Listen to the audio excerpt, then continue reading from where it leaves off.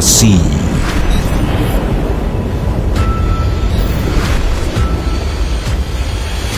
Vast. Inscrutable. Requires an eagle eye. A constant gaze.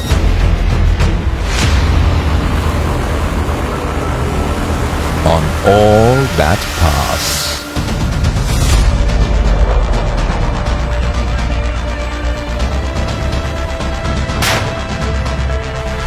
For India, from time immemorial, the sea has afforded opportunities and challenges that altered history. Change has always come from the sea, generation after generation. The sea is where it starts. A benevolent eye, a piercing gaze,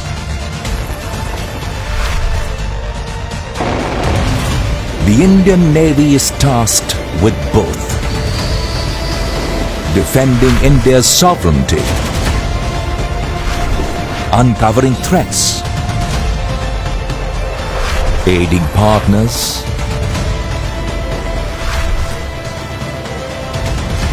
securing the world's busiest trade routes.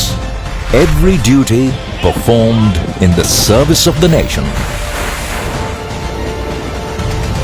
We are the Indian Navy. Combat ready, credible and cohesive.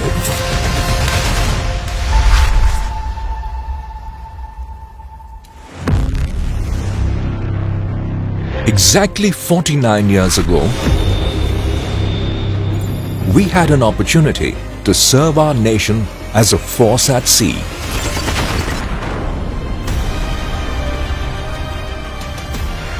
(1971). Millions were forced to flee from East Pakistan. With no political resolution in sight, conflict became inevitable.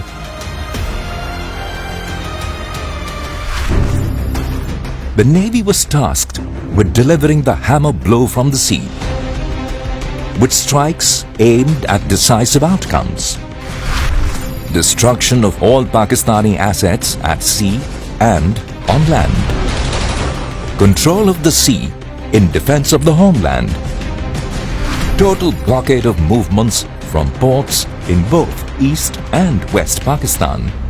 The 1971 war was a watershed moment in the history of the Indian Navy. Admiral S.M. Nanda, the then Chief of the Naval Staff, was very clear that the Indian Navy must adopt an aggressive posture.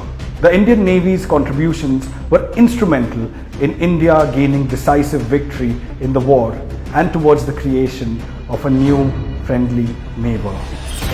The night of 4th December 1971, it began with a daring, unprecedented strike by missile boats on Karachi, inflicting extensive damage to Karachi harbour and shipping.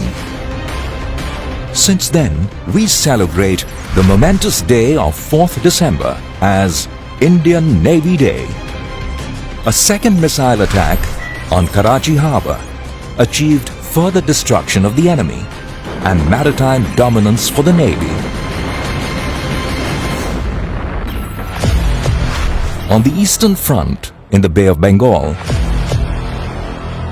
aircraft carrier Vikrant was a force multiplier for the Eastern Fleet. From airstrikes to the blockade, Vikrant's impact was forceful through the length of the conflict, as strikes by Sea Hawks prevented East Pakistani forces from using the seas. The enemy dispatched PNS Ghazi to nullify the advantage Vikrant afforded. However, the preemptive actions of INS Rajput gave Ghazi a watery burial near Vishakhapatnam. While action progressed at sea, the Navy also mounted special operations at Chalna Khulna harbors. INS Panvel and the two gunboats Padma and Palash, manned by the Mukti Bahini, entered and inflicted heavy damage on these harbors in the face of stiff resistance. Towards the end of the war, the likelihood of the enemy attempting escape into Burma, now Myanmar, became a distinct possibility. To prevent this, the Indian Navy executed an amphibious landing for the first time in the history of India. As we celebrate our victories, we also pay homage to the brave martyrs of INS Khukri, who made the supreme sacrifice in discharging their duty in the late hours of 9th December. We owe a debt of gratitude to martyrs and veterans of the 1971 war. So this year, we begin the Golden Jubilee celebrations of our victory and the Navy's decisive role in the conquest of a foe and the creation of a friendly neighbor.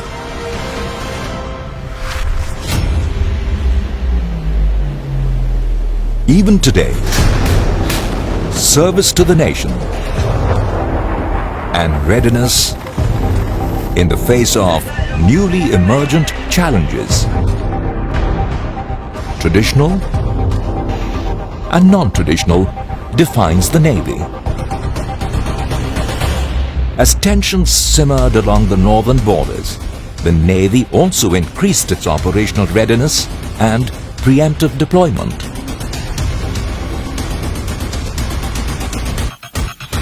This is one of the sorties where we are operating near the LAC. The Pieta has been in the forefront of operations as far as building up our MD is concerned. We have our footprint all the way from Malacca, Sunda to Lombok in the east, all the way till Seychelles, Gulf of Aden and the Persian Gulf at the west.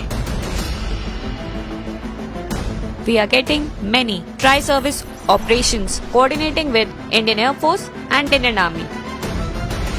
When COVID-19 appeared as a threat to all humanity, the world started looking inwards. But the Indian Navy stepped out, putting its shoulder firmly to the wheel in support of national efforts. We created 24/7 telemedicine facilities, mobile dispensaries, mobile blood collection centers, state-of-the-art labs for testing facilities, and also COVID management centers across all naval hospitals, across all commands. We were able to save a lot of lives, prevent a lot of infections, and also keep our sea warriors combat ready without affecting operational readiness. Operation Samudra Setu and Mission Sagar represent important examples of how the Navy supported India's efforts, proving the adage, the seas connect, they don't divide. Though very noble, the task had its own challenges. We had to adopt extreme measures to keep everybody safe, comfortable, and most importantly, to prevent any case of COVID on board. Launched on 5th May 2020, Operation Samudra Setu or Sea Bridge was part of Mission Vande Bharat, the wider national effort to repatriate Indian citizens. Over 55 days, covering 23,000 kilometers, it was the largest such repatriation by the Indian Navy till date. The Navy remained committed to partners in the Indian Ocean region with neighborhood first as the key mantra. The Prime Minister's vision of Sagar, security and growth for all in the region, was consolidated during COVID. Naval aircraft flew multiple sorties, ferrying equipment, medical personnel and medicine across the country. There were many of the doctors and many of the nurses and many of the paramedical personnel who were themselves as a part of this war afflicted by COVID-19. They had to be hospitalized, they fought the illness, recovered, and come back to join the battle again. We are indeed proud of our healthcare workers. the Navy tackled the unprecedented and extraordinary challenge.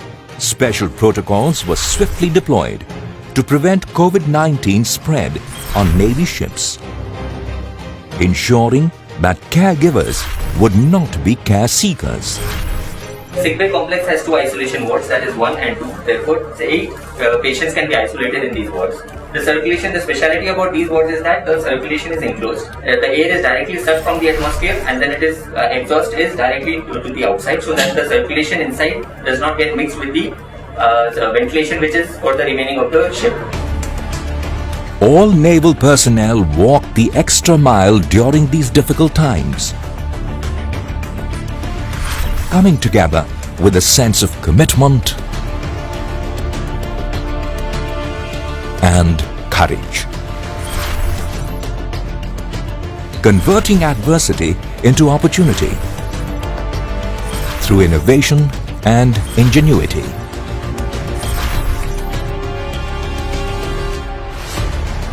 Despite the pandemic, our combat-ready ships were fully deployed, protecting India's interests, allowing the Navy to forge and maintain partnerships with global maritime powers.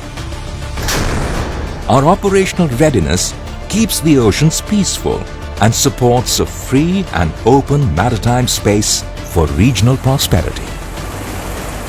The 24th edition of Malabar Naval Exercise off the Indian shores, a showcase of synergy and coordination between friendly navies. It is based on shared values and commitment to an open, inclusive Indo-Pacific and a rules-based international order. With 2 extremely powerful aircraft carrier groups operating in tandem, this edition of the exercise saw interaction of various kinds, ranging from complex air-to-air maneuvers between the jets that operated from the deck of Vikramaditya and those that operated from USS Nimitz. We fight as we train, in which we interact with the modern navies, with the air arm, and we revise our procedures, revisit our SOPs, and finally we can very proudly say that we are completely interoperable. We also been involved in advanced coordinated anti-submarine exercises, underway replenishment, anti-air firing, and lot of surface firing exercises. Since we have been exercising with these navies for some time, there is a good sense of comfort level and high degree of interoperability. As we spend more time at sea doing advanced level of exercises, a level operating together for a common goal will only get better in the years to come. Indian and Japanese naval forces conducted exercises near the Malacca Straits. Indian Navy exercised and operated with navies of Bangladesh, Indonesia, Myanmar, Oman, Russia, Singapore, Sri Lanka and Thailand.